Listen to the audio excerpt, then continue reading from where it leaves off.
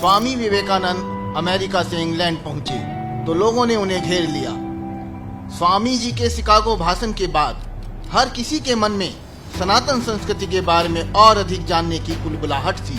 स्वामी विवेकानंद से मिलने वालों का तांता लगा रहता। ऐसे में सभी के मन में उठ रहे सवालों के सटीक उत्तर देने के लिए उन्होंने एक युक्ति निकाली।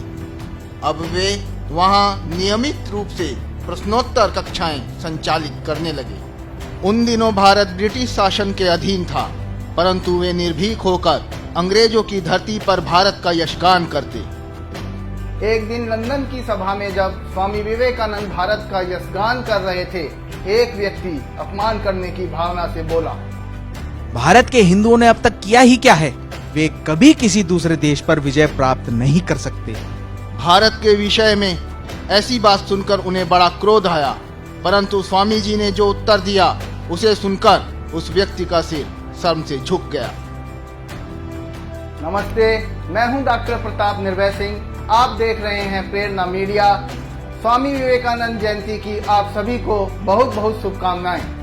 भारतवर्ष की अनुपम धरा पर जन्म लेने वाले इस महान संत को बारंबार प्रणाम है। एक छोटी सी अल्पायु में इस महान संत ने भारत माँ और इसकी सनातन संस्कृति की जो आख्या विश्व के सम्मुख रखी है, वह अपने आप में अविस्मरणीय है। ज्ञानवान, दूरदर्शी और ओजस्वी होने के साथ साथ स्वामी विवेकानंद एक बहुत अच्छे वक्ता भी थे।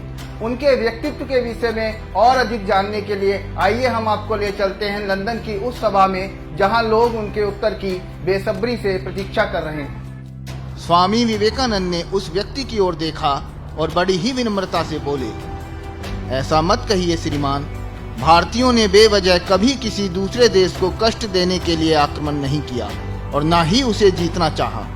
यही हमारा गौरव है। भारतवासी कभी किसी चीज को ललचाई नजरों से नहीं देखते हैं। वे कोई चोर डाकू नहीं हैं जो लूटमार करके दूसरों की चीजें अपनी बनाएं और बेकार में किसी का खून बहाएं।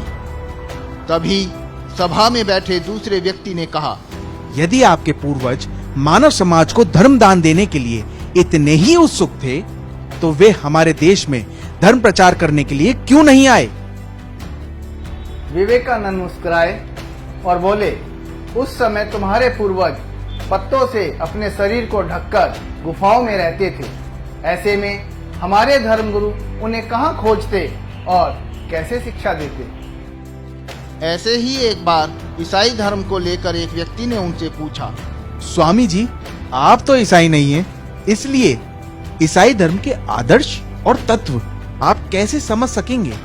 स्वामी विवेकानंद ने ईसाई धर्म का सनातन कनेक्शन बताते हुए कहा, तुम्हारे प्रभु ईसा पूर्व देश के ही सर्वस्व त्यागी सन्यासी थे।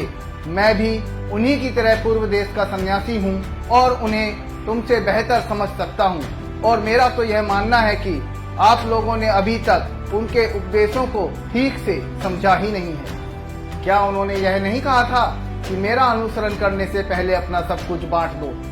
ईसा को मानने वाले आपके देश के कितने लोगों ने अपना सब कुछ बांट दिया?